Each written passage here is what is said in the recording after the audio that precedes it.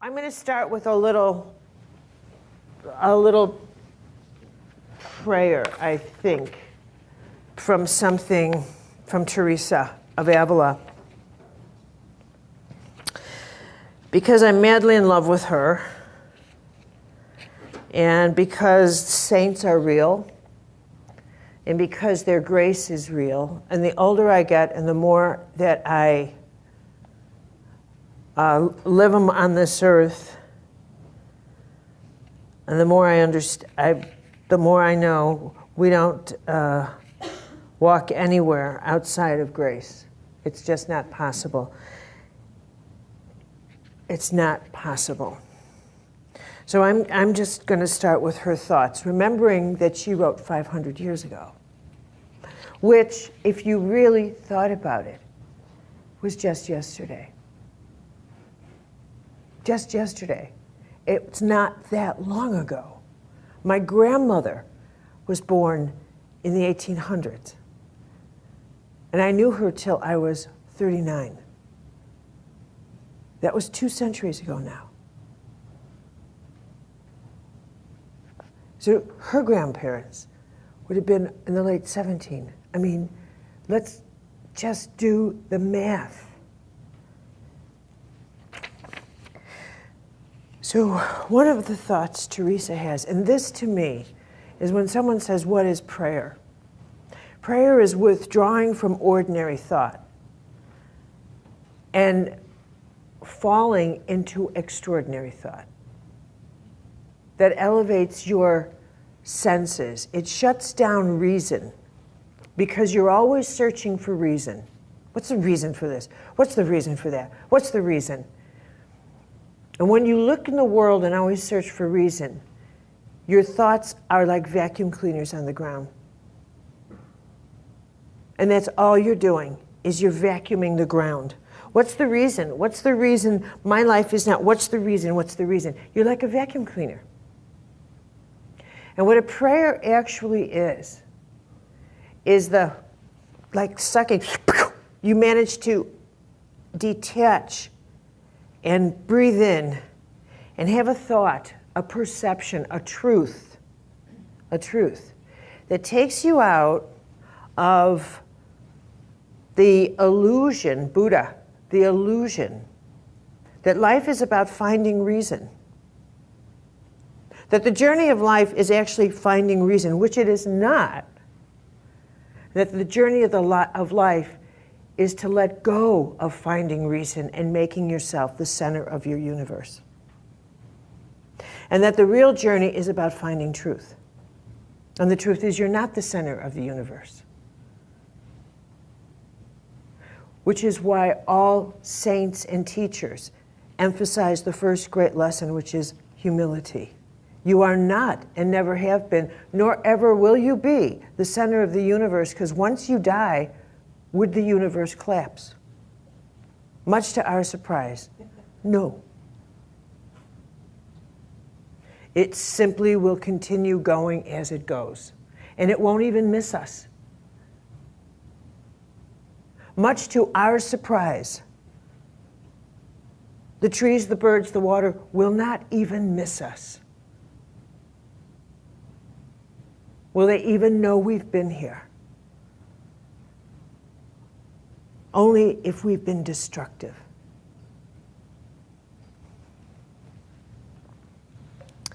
She writes, and hear this here, a whole lifetime is short, and sometimes very short.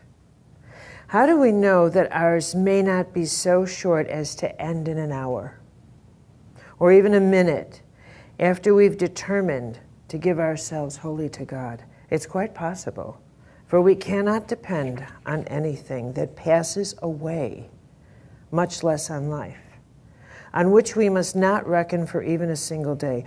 We may be among those who, worldly as we still are, have some deep desire to do what is right. At times, rare as they may be, we commend ourselves to God's care. We think about our souls every now and then, but busy as we are, we pray only a few times a month, even though our minds are filled with 1,000 other matters. But know this, where your treasure is, there also is your heart. Teresa. Even 500 years ago, or 1,000 years ago, nothing has changed with human beings. Nothing has changed. We live a distracted life. Well, you know that I'm obsessed with Teresa. I'm obsessed. And it's a pleasant obsession, I have to say, but and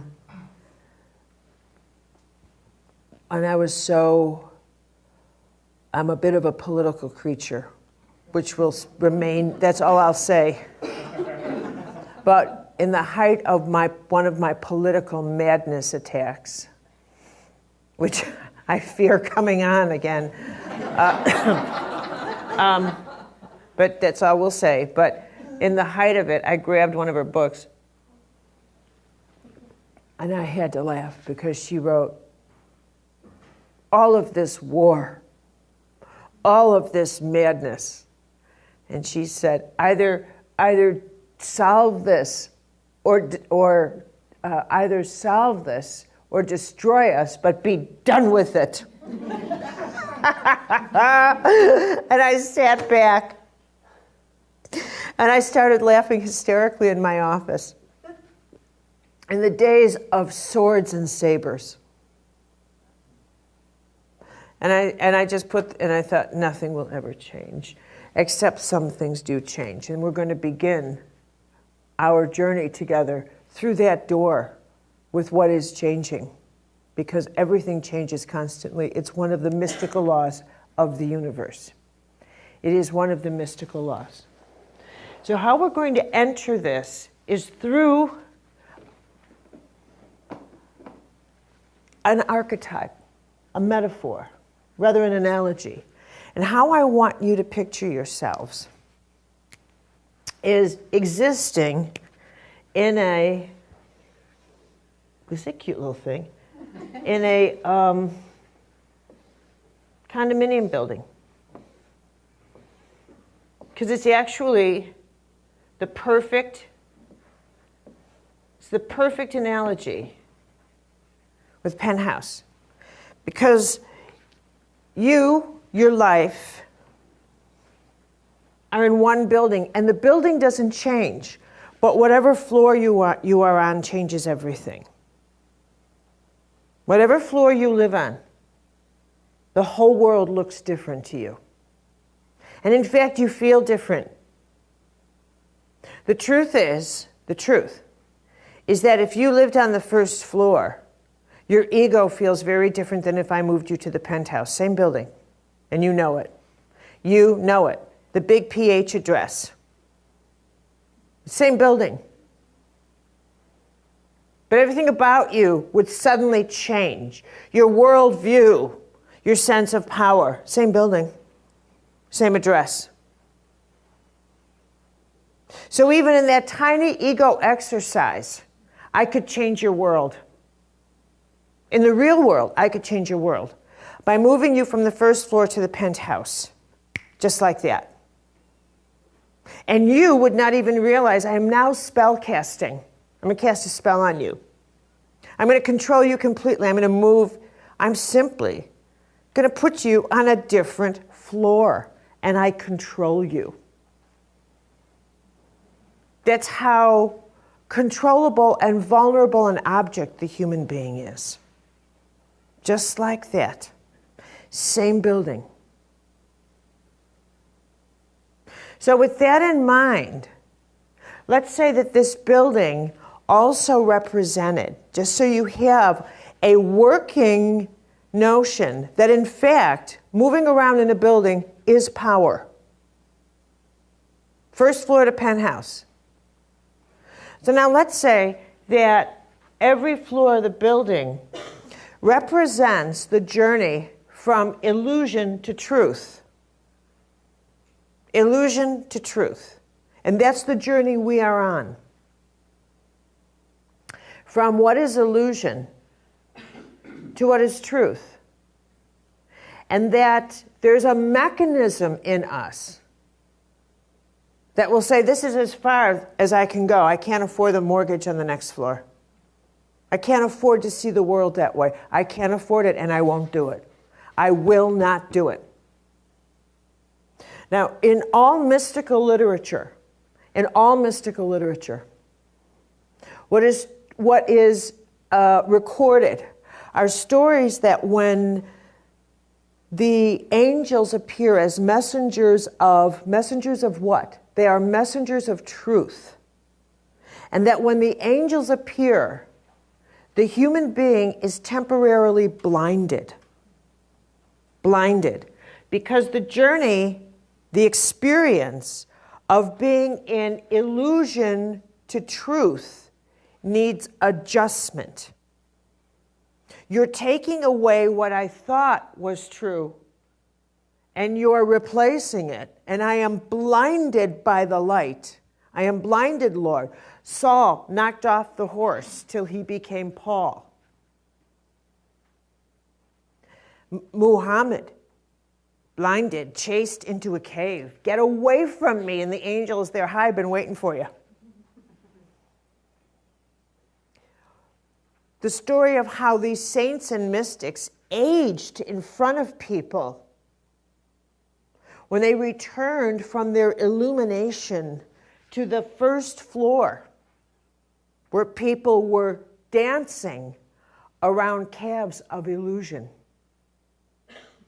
So great is the burden between seeing what's truth and stepping into people's saturated and adoring fear. When mystics write about, I am so madly in love with you, and it's so painful, this love. What mystics fall in love with is truth as an expression of God. They know that truth is one of the personas of the divine. Truth. Not personal truth. That's your job, is to excavate yourself. Like, what's true about me? And as you handle your personal truth, as that, like Teresa would say, the journey of self-knowledge prepares you to become a receptacle for the journey of cosmic knowledge. One carries this. You scaffold yourself in order to contain cosmic knowledge. Let me give you an example. One of the cosmic truths, a mystical truth, what is in one is in the whole.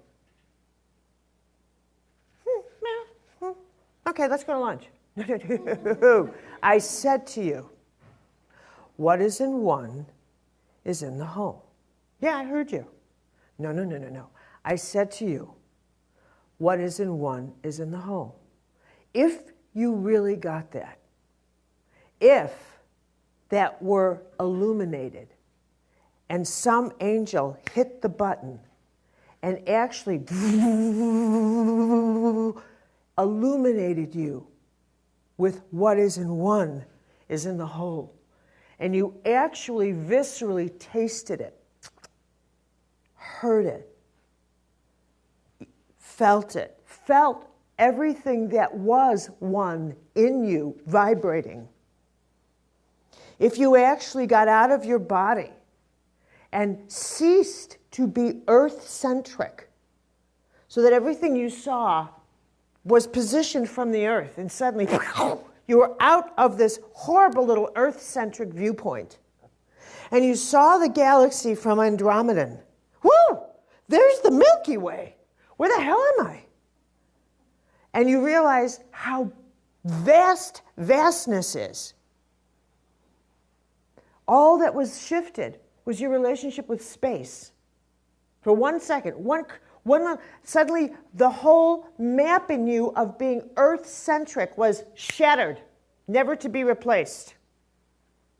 Suddenly, in the shattering of that map, you could no longer have one earth-centric theology. Oops. You mean God wasn't, oops, born here on this, oops, and so December 25th. Oops, there goes the Kabbalah. Oops, there goes this. Oops, oops, oops, oops. You're damn right. All oops. Now we're going to squeeze you back into this little blue dot in one of 200 billion galaxies that they know of. One of 200 billion stars within each of the 200 billion galaxies. Now go make up your theology. Now go make up and realize these are all stories. They are bedtime stories.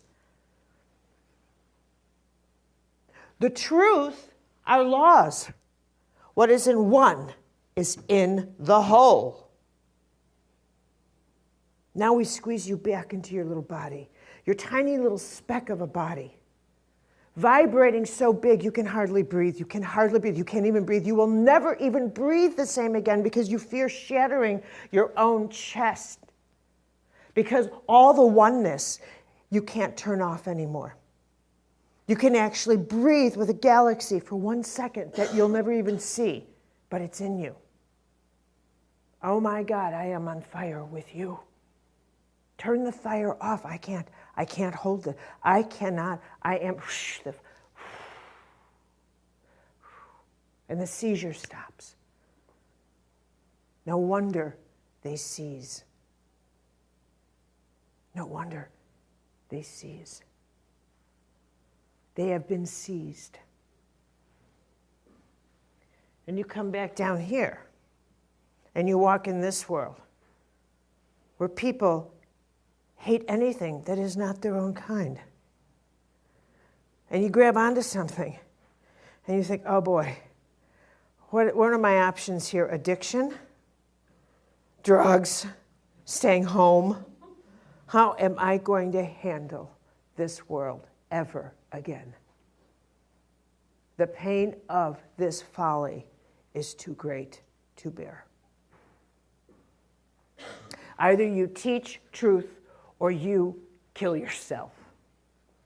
Okay, the truth, what is in one is in the whole, is so great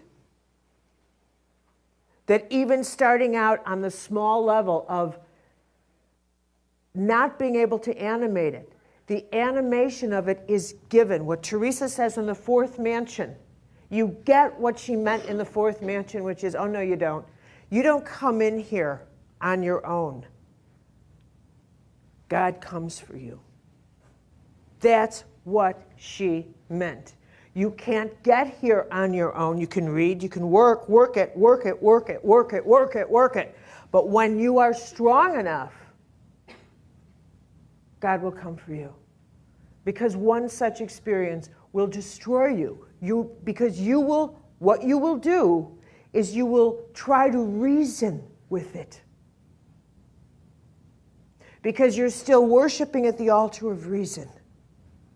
And you cannot reason with an experience like that. There is no reason. You can't reason with God. You can't reason with the mystical. You can't reason with that cosmic wonderment.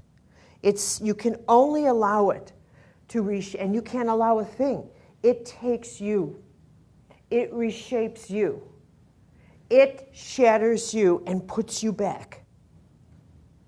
And the only thing you can do is manage the cosmic life after that. And the only way you can do that is to recognize you must stay in grace and prayer. Because if you step out of that, and you try to make others reason and understand that world, you will enter into hatred. Because you will hate them. You will hate them for not understanding you, for not appreciating you. And I will smack you for your arrogance, because this is where you do not understand why all the great teachers have said, where's your humility? You have failed. and failed in recognizing why you must be humble. Because in your lack of it, you are seeking recognition that will destroy you. It will destroy you. You're asking people to understand a great grace that's been given to you. What are you doing? Now you get back here until you are humble enough to never mention where you go.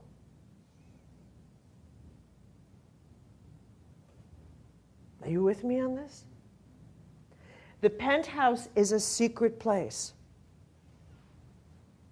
And when you get to that penthouse, if you get to that penthouse, you recognize that truth is so blinding. And it is experiential. And this is what Buddha would say was enlightenment, to be filled with light.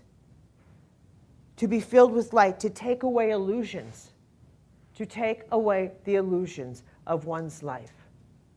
Now you think, boy, does that sound like fun. Right? I don't think so. Right? I don't think so. Because this is also what my experience has been. And that's that we all start out here in the basement. And in the basement, there aren't any windows. So when we're in the basement, all the rules of life are as we call them. We live only full of illusions in our basement. And nobody questions their illusions until they have to. And you don't see anybody else from your basement. You absolutely don't see anybody else. Who else is down there? So you can make your world as you want it. And then let's just say that the basement gets flooded and you have to get out. And you get to the first floor and you see a window and you look out the window and you see only one building next to you. You don't even realize you're on a block. So you realize there's a building next to you and you think your first thought is to conquer that building. You see a person in the building, and you realize your first thought is fear, curiosity, and conquering. Do they know you're in charge? Do they know it's all about you? How are you going to let them know that? Maybe your first floor should be better than their first floor. More flowers, more this, more that. But the point is, you will let them know you're in charge. You have no idea you yet live on a block. So you set up this first floor as if this is now your world. According to Garp on the first floor. Thinking that this is all there is. Content with truth on that level. And then one day, somehow or other, you find the staircase and find out, oh my God, you live on a block. The politics of power. More people. You have to adjust. How did this happen? Do they know you are in charge? This is going to take a little more handling. You rise to the level of neighborhood, community. It's a little more adjusting here. You find out other people have other truths in mind. They may want to conquer you. You're going to pull down blinds at this point. Maybe get social. Decisions are up to you. But you'll set up this floor. Somebody even suggests that you live in a country and not just a hood. Is that even possible? There's a staircase. You go up here, you find country. You see other countries. You could put the brakes on here. A lot of people put the brakes on there. A lot of people decide, this is as far as I'm going. I am not going any further. I need everybody to speak my language. I am lingocentric. I will not be multilingual. I need everybody within my religion, because mine is, of course, the religion. And anybody who doesn't have my religion is a less than. And I am someone who must have people less than me somewhere. There's got to be someone less than me somewhere. Because I must sit in the front of the boat. There's got to be someone. Islam, Hindu, somebody's less than me. So I have to live on a floor where there are less thans. Because the idea that what is in one is in the whole, no way. I still need it to be a biological principle. I am not yet ready for it to ascend to the world of grace and energy. I can't handle it at that level. That's too much truth.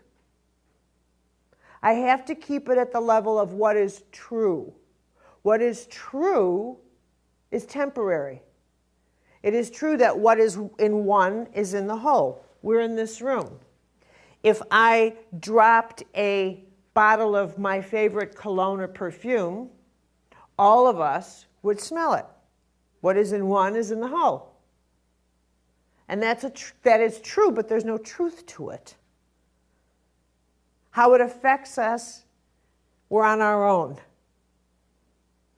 How it affects us is we're on our own. That it will affect us all is the truth. Now, you see the difference there? Okay.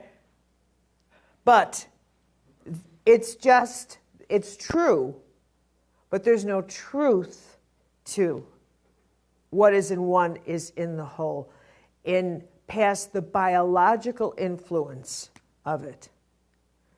Then we go to expanding to the wholeness that my thoughts, what is in one is in the whole. So if I don't grace you, regardless of whether you're short, tall, live in this country, on this floor I can see the Middle East, and I can see the South America, and I can see the whole of the whole of the whole, which means what is in one is in the whole. So if I don't grace the Middle East, and I don't grace the Inuits in Alaska and South America, what's in one is in the whole means that I'm actually hurting myself because you are as much in me as I am in you. Oh, I have to sit down and have a coffee over this one. Because up until now, I can handle this as a biological principle. Which means if I like you and let you in my house and have screened you, and you're hygienic to me, and I approve of your religion. Let me go through the chakras as we go. Your religion, your tribe, your occupation, your hygiene habits. If I don't see you as a threat, if I think some way I can control you, then maybe I'll abide by what I know is in fact a cosmic mystical truth. Otherwise, I'll turn myself off to it. And never mind that what is in one is in the whole. Never mind that if I hurt you, in fact, I'm hurting me. That's the truth of it. That if I do not grace you, I in fact am stealing, I am in fact poisoning me. At the highest level, I don't want to get that. I'm stopping right here. I can't bear to look at someone I loathe and force myself to do the only thing as John of the Cross got. I have to actually force myself to find a way to love you. Because what is in one is in the whole. It is not you I am loving. I am not forcing myself to love you. I am under orders. What is in one is in the whole. It is the truth that I am reaching for. I am not reaching for you, but through you. That is such a high truth that you cannot get there other than through prayer, because your mind will pull you into your hatred and tell you this is where you belong. To know the mystical truths is so difficult. So difficult. Because you have to abide by them. And that is the most difficult. But if you stretch your soul to get there, you stretch it, then you know that these are the truths that govern healing. And when you say within you to that soul of yours, put that grace through me and heal this person. You do not have to say, please will you? You know, boom, that grace runs and it's there. And you keep your mouth shut and you leave. You touch that little infant and you're gone. And you know that infant's cancer is gone. And you never see the mother again because you don't have to.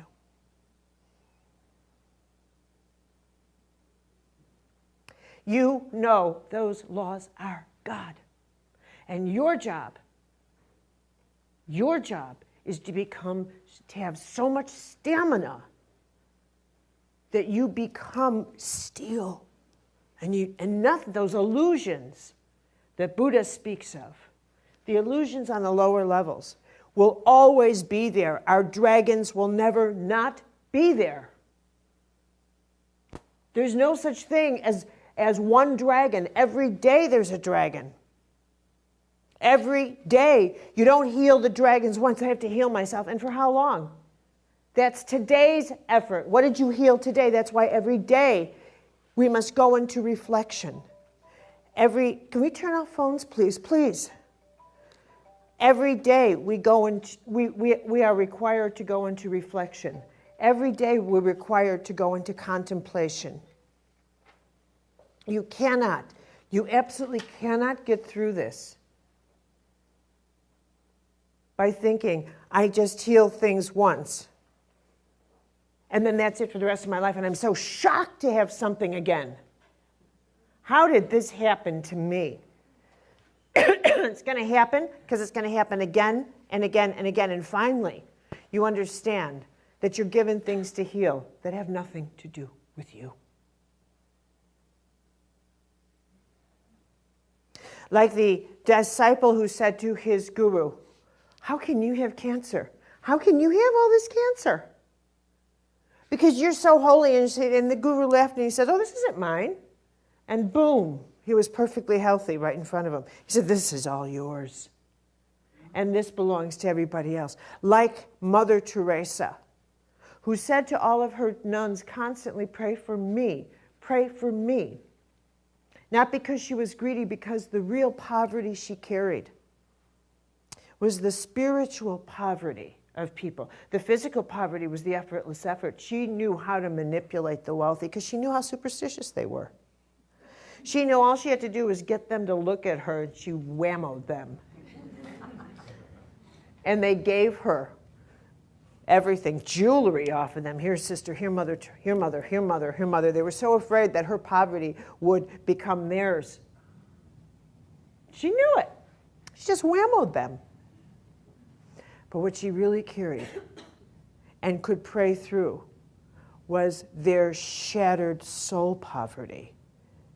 And she took that so that the people who were shattered, that grief went into her heart, so that while it did not change their physical circumstances, somebody would lift their head one day and say, I'll make it.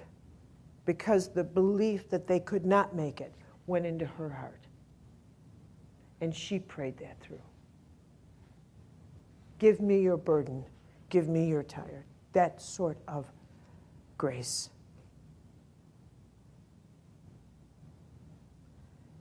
And understanding that, again, is a mystical perspective, a truth, that the heart eventually becomes a cosmic instrument. That the training, the rigor that you go through is not even for yourself. What is in one is in the whole. Soon your wholeness serves each one. Soon your wholeness becomes what the service to each person is about. But again, as Teresa would say, this is why I put all of these things together. because that's how I got it. As Teresa would say, you do not declare when you're ready to go into service. That's what it means to be chosen. You're ready. And ready, by the way, does not necessarily mean ready. It could be ready for the job of getting the garbage knocked out of you, which is when they start their wiring. And that could take 5 years. 5 minutes, 5 years. And the idea of is it over yet? The caterpillar doesn't cry on its journey to being a butterfly. If it does, it dies. That's why I love that beautiful analogy. The journey of becoming a butterfly. How long, who knows how long it takes to get your wings. But then where you fly has no map. You just go. So you have any questions so far on what we're doing here? Okay? And I love what Muktananda said, because he said, this is better that you never go in this place. It's really better. But if you do, it's better you never, ever stop. Because you can never be semi-enlightened. I mean, you can be semi-enlightened, but what are you going to do with that? I mean, how are you going to tell somebody, I'm semi-enlightened, how are you? Isn't that hilarious? How are you, semi-enlightened? How are you doing?